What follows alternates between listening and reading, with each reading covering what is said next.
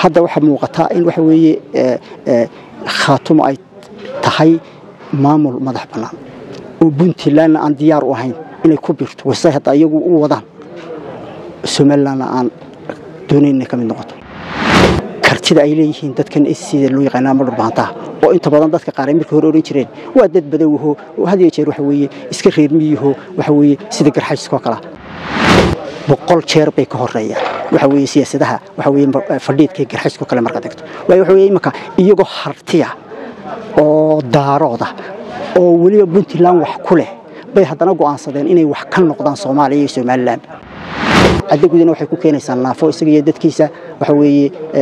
iyo kalsoonidiisa waxa weeye dhaawacda heshiiskii ay beesha bari ku dhawaaqeena meesha waxay noqonaysaa mid goldoloolin yeesho wixii raad taban ah ee hadhowta dib ka soo noqday ka yimaada iyo wixii guulaha hoggaanka cadagudu baale iyo bulshada garxajis baa wada leh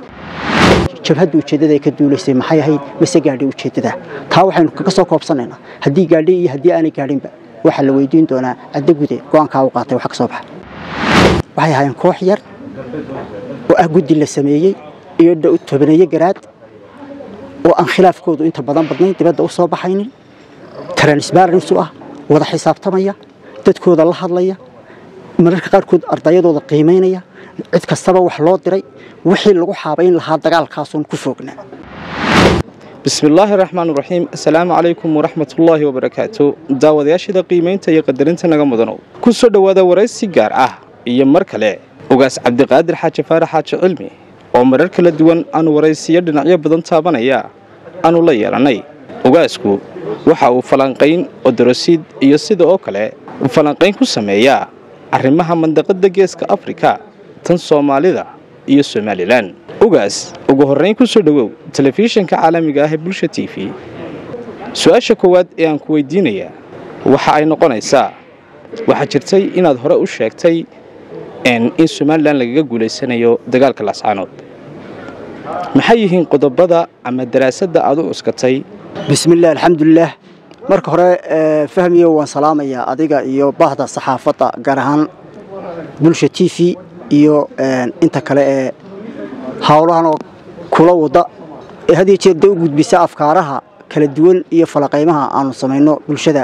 Somaliland waxaan salaamayaa bulshada Somaliland gaar ahaan reer Togdheer sidoo kale waxaan salaamayaa dadka Soomaaliyeed isirkii afka baan inta badan wanaagno ee deel daawada ee dhageysta hadii jeer wax weey waxyaalahan halkii dayno su'aal baad i weydiisahayd maxaad u cuskatay waxa weeye saadaashaadii sandees u fahmay horta marka ugu horeysa waxaan u cuskaday fahmiyo anigu markan wax saadaalinayo dameehinin waxyaalo emotional ku shaqeeya caadifada inta badan runtii kuma shaqeeyo wax xaqiiqda ah baan isku dayaa inaan sheego dalkayga faa'iido ha ahaato oo Somaliland dhinaca kale markaan laga soo horjeeda waxa weeye haba u ahaato waxa weeye iyaga laftooda faa'iido inkastoo waxay isdilayay dadka gobolada waqooyi ahaayeen oo Somaliland wada ahaayeen anigu waxaan dee saadaashayda waxay ahayd waxa weeye waxaan ku saleeyay dhowr qodobadan ku saleeyay midna waxa kamid ahaa marka ugu horeysa waxaan isbarbar dhigay labada ujeedo ee ay ku kala duulayeen labada dhinac is haya runtii waxa aniga ii muuqatay in qolada SSC Khaatumo ama markii hore bay nagu yeernay dhul bahante ay ujeedada ay ka duulayeen ay ahayd ujeedo runtii kooban oo ay gaari karayaan ujeedo la gaari karayo ujeedada weyn la gaari karayo laakiin inagu ujeedada xagga kale Somaliland waxay ahayd ujeedo ahayd waxa weeye yarfug oo midna waxa weeye ujeedadoodu waxay ahayd ay ka hadlayeen in ay Somaliland ka baxdo aysan doonaynin in la haysto deegaankan ayagu ay leeyihiin Somaliland ay doonayaan intaas baa ujeedadooda ugu muhiimsanay waa ujeedada la gaari karo Soomaaliya ilmay iyo gacan kuma wada hayaan laakiin deegaankoodii in laga baxo ay waxa weeye ka hadleen inagu laakiin waxaynu ka hadlaynay waxa weeye xadka inaynu gaadhno inaynu gobolka wada waxa weeye xasilin gacanta ku wada qabano taasoo aad u fogeedo waxa weeye aynan gaari karin dhaqaale ahaan iyo military ahaan iyo waxyaalo badan runtii marka labada ujeedo toodu waxay mid la gaari karayo talabaad waxaan ka eegay waxa weeye hoggaanka ama leadershipka ilaga leadershipkeenu dawlad baynu hayno waxa weeye Somaliland baynu sheegayno wuu kala fiiqsanaa runtii marka xisbiyada iyo eegto waxa weeye xukuumadda waa la isaystay waa la isnaacay siyaalo badan baa la isugu duulxulay waa la kala jeeday laakiin marka dadkooda leadershipkooda wuxuu ahaa mid urursan fahmiyo inta badan waxa weeye ujeedo markay umada dhigato ama aynu labadaba ujeedo dhigano cidda dadka gaarsiisay ujeedadaasi waa hogaanka ayaa ama ku feel garoobay in ujeedada la gaaro ama isaga ku guuleysta marka ay iyagu leadership-kooda adeegto waxay hayaan koox yar oo ah guddi la sameeyay iyo tobaneeye garaad oo aan khilaafkoodu inta badan badnayn dibadda u soo baxaynin transparency ah wada xisaabtamaya dadkooda la hadlaya mararka qaarkood ardayadooda qiimeynaya cid kastaba wax loo diray wixii lagu xaabayn lahaa dagaalkaasoon ku foognaa laakiin wax kaloo waxa weeye ay doonayeen aysan jirin xataa aysan doonayn inay Soomaaliland wax ka codsadaan ama wax weydiiyaan taasi waxay ahayd waxa weeye hogaanka markaan qodobka saddexaad waxa weeye isaguna meesha ku jiray runtii markaad eegto aan qiimeynta saaray waa deegaanka hadii jeer taariikhda adduunyada waxa lagu hayaa dadka deegaanka iska leh inuu aakhirka isaga uu gacmahooda ku soo noqdo ama waxa weeye ay guuleystaan Azerbaijan iyo Armenia oo 40 sano kala haystay deegaano iyo qaar 60 sano kala haystay ayaa waxa weeye aakhirka waxa guusha yeeshay waxa weeye dadka deegaanka iska leh taasina waa deegaanka iyaga laha xagga markaad eegto xisaabtanka iyo bulshadoodu waxay ahayd bulsho wax dhaliilaysa oo xisaabtanaysa oo iyagu way soo bandhigayeen intii hore oo dhanba xitaa qofka cidda ka dhimata xitaa wax kasta dadkooda way la hadlayeen iyaga u shaqeynayay sidii xukuumadda hadmoodis marka transparent bay hayeen way is dhaliilayeen inta markaan eego ayaan waxaan anigu arkay inay ku guuleysanayaan dagaalka laakiin de waxa weeye ilaahay baa waxa weeye guusha siiyay cid ilaahay baa cid jabiyay cidna waxa weeye hadii bidikeed ku leeyahay de inay guuleysato isaga wuxuu ku xiran yahay aniga uma xidhna haba anigu de ilaahay liman qorsheynin laakiin ma la daraskaygu intaas ku salaysnaa haddii aan su'aal kale ku weydiiyo ugaas sideed u aragtaa kala diridda jabhadda buurta gacan libaax maxaa ka jira ayaad leedahay aragtiyaha dadka qaar ay qabaan ee ah inay jabhadda ka dambeeyeen asxaabta xisbiyada mucaaradka ee Soomaaliland gaar ahaan xisbiga wadani horta aragtiyaha dadku ay qabaan hay dambeysay la aragtiyahoodii anigu kala hadlay la watayde de kala diridda buurta gacan libaax waxa gaaray hogaankii reerka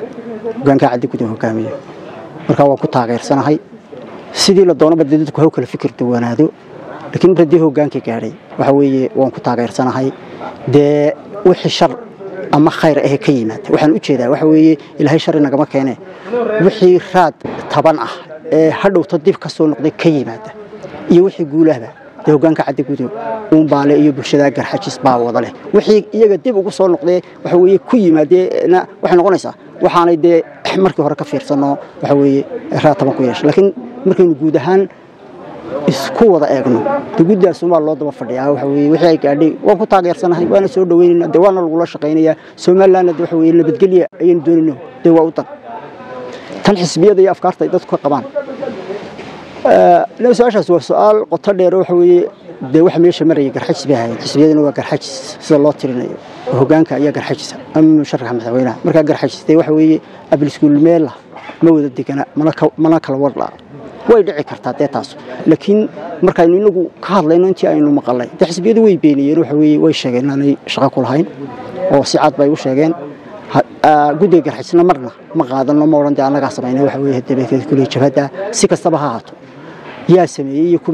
كما بورتفولية كما كسود جاي معها حكمة أوين حكمة جودة إنه حوي شبهد وشدة ذا كدولة سي محيا هي بس قاعد وشدة تاو حين كسر كوبسنا هدي قاعدي هدي أنا قاعدين بقى وحلا ويدين دونا عد جودة قان كاوقات وحق صباح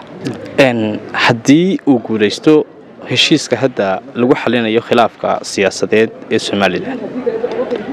رجين تلق أي لقى قبا إن وجودستو مشرح حسبك معارض كوداني إن مدحوينه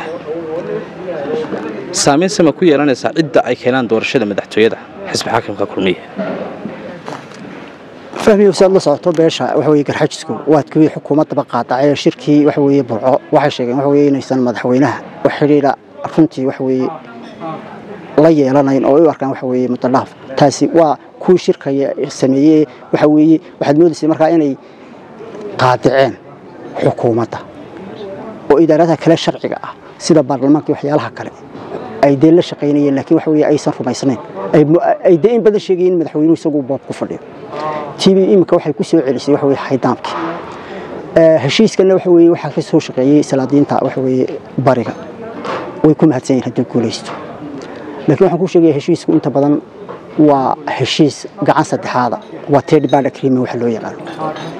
ma jiro heshiis dhex maray cadde gude iyo jabhadihiisa iyo garxajiskiisa iyo xisbiyadiisa uu sheeganayo iyo dawladda oo yani waxa weeye wax maanta la yiraahdo waxaasay wada qaateen ma jirto laakiin waxa weeye arrinta maanta waxay ku salaysan tahay waxay wada gaadheen beesha bariga burco iyo xukuumadda sidaa daraadeed haddii uu guulaystana waxa weeye beesha bariga burco ayaa credit ka yeelanaysa haddii uu guul dareysto godololo yeesho oo midna xukuumaddu ay ka baxdo waxa yeelid waxa weeye afka lagaga heshiiyay ilaa inta badan qoraal laysma si laaf bal laga heshiiyay oo ay xukuumaddu midna soo noqoto waxa weeye inay jabhadii caalqaladayso inay xidho inay waxa weeye dad maxkamad saarto inay waxyaalo badan waxa weeye u dur xusho oo tii jabhadnimadu ay shaqayso oo hadhowtu waxa weeye arrimo badan yimaadaan cadde gudana waxay ku keenaysaa naafo isaga iyo dadkiisa waxa weeye iyo kalsoonidiisa waxa weeye dhaawacda heshiiskii ay beesha bari ku dhawaaqeenna meesha waxay noqonaysaa mid goldoloolin yeesho marka hadduu guulaysto iyo haddii uu dalab yeeshaba intaba waxa weeye creditkeeda waxa qaadanaya beesha bariga laakiin beesha garxajis wax toos ah xukuumadda ay wada galeen ma jirto haddii Soomaaliland maanta ay isku daydo in ay weerar ku qaado gobolka Sool gaar ahaan magaalada Laascaanood maxaa ka dhalan karaa isleedahay maxaad si xal u aragtaa xaaladahan murugsan ee hadda Soomaaliland ay ku jirto in laga bixi karo fahmiyo qaybtii hore ee dagaalka dee waa lagu kala guulaystay waxaad moodaysay in wax weeye ay xuduudoodii ama intii uu hartay degi jiray dhulbaanta oo ilaa guumaysa maanta wax weeye ciidanka wax weeye ACC khaatumo fadhiyo ka talinayo run ahaantii in ay garaadadu yiraahdaan wax weeye anagu hore u soconayno deegaan kale wax weeye ku duulimayno waa mid aad u muhiim ah way wax meesha ka saaraya hadii jeer waxyaalaha social media iyo arrimaha kale ee dadku ay leeyihiin waxa hore loo soconaya iyo bulco iyo kan iyo laba kaartama iyo bata waxyaalahaas waxa weeye xaba kama jiraan waxa weeye hadii ay halkaas yiraahdeen nabad baan ku doonaynaa anigu waxaan qabaa waxa weeye marka horena ciidan ahaan Soomaaliland waxay u jabtay qodobadii aan hadeerta kala hadlayay ee ujeedada iyo hoggaanka waxa weeye ayaa waxa weeye aan iyaga u dhigmin sababtaas waxa weeye inuu gaar weyn waxa weeye joodeenkooda marka aynu waaye aragnimo ka qaadano Soomaaliland hadaynu nahay dagaalkaas waan oran lahaa waxaan qabaa mar kastaba oo anigu fikirkayga aan ku jiraa dadka aaminsan dagaal la qaadaa inuusan Soomaaliland waxdan ugu jirin oo 30 sano ugu dambeeyay Soomaaliland ama gudaheeda haystii shaamci dagaal ku qaaday ay weligeed ba dagaal ku jirtay ayna sabab u tahay wax Soomaaliland halka hadda dhigay saadaradeed anigu waxaan qabaa in wax weeye heshiis arrimaha lagu soo tabaalo oo beelu hadii heshiinayaan wax weeye la soo dhaweeyo hadii xukuumadda iyo wax weeye dhulbaanta ama si khaatumo ay wada hadal furayaan wax weeye la soo dhaweeyo ayaan anigu qabaa taas wata waxaan xal u arkaana maanta wax weeye si khaatumo iyadu maamul way samaysatay dadkeedu ay doonayaan waxay doontaa baahad ama Soomaaliya ha qoonsanaato ma yaqoonsan ama Soomaaliland ha qoonsanaa ma yaqoonsan dadka muhiimay waxay doonayaan hadii ay doonayaan gobolada waqooyi dadka wax weeye ehelka ee wax weeye wax badan inay isugu jiraan ceelka iyo darku intuba ay ka dhaxayaan iyo bulshadeena wax weeye xoolo dhaqatada si dhaxgelaya iyo kuwa shahwada cabay iyo nabadgelyada hadeen doonayaan inaynu dib u soo cirino warbaahinteena inay ku fikiraan dhul isaaq leeyahay iyo inay hore u sii socdaan iyo inay daarood intay soo kaashadaan wax weeye duulaan soo qaadaan wax doon ugu jirta ma jirto isaaqna inuu dhulbaahanta u muuqdo oo ay doonaan wax weeye ama ay ku celceliyaan garowe ayaa caasimadeeda labaad waa waxa weeye waa kelmadinta badan iska riya ah oo aan aad u dhaweyn marka waxaan ugu qabaa markasta in lagu soo dabaalo nabad waxaan kala raacinayaa weeye hadii jeer dadku waxay ka hadlaan Soomaaliland iyo waxa soo muuqda Puntland hadda waxa muuqata in waxa weeye khaatumo ay tahay maamul madax banaan oo Puntland aan diyaar u ahayn inay ku birto wasaaxda iyagu u wadaan Soomaaliland aan doonayna ka mid noqoto runtiina waxa weeye waxay muujinaysaa baan anigu qabaa